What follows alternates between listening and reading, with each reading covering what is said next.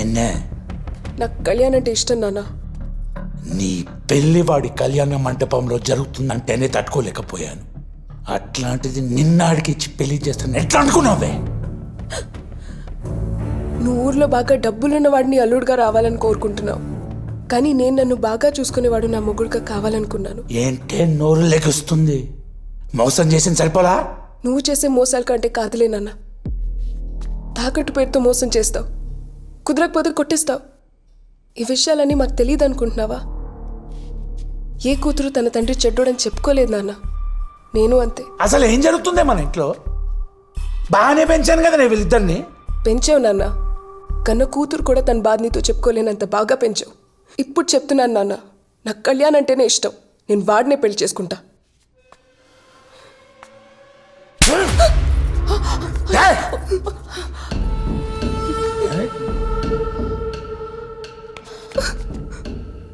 ఎలా అనుకునేవా ఈ పెళ్లి చేస్తానని?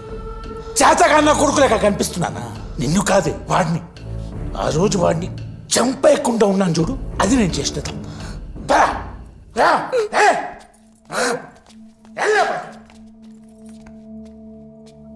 ఏంటే నీకు కూడా ఎవరితోనే లవ్ గివ్ ఉందా?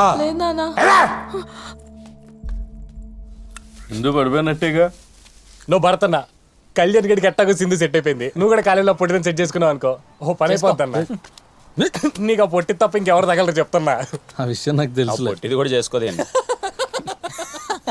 ఏనా చేసుకుంటది పొట్టిది. దాన్నే నేను చేసుకున్నా. పొట్టిదే correct ఎవరంటే చెప్పు.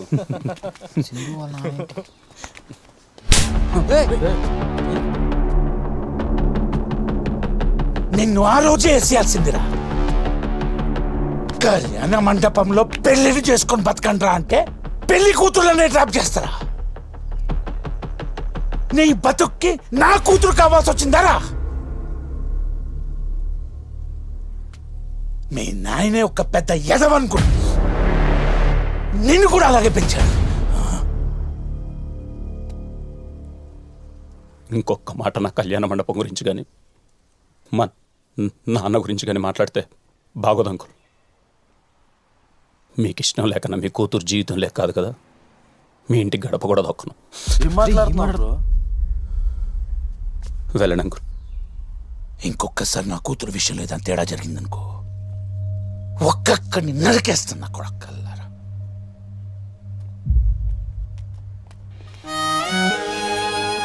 ఏం చేస్తున్నావు బ్రో?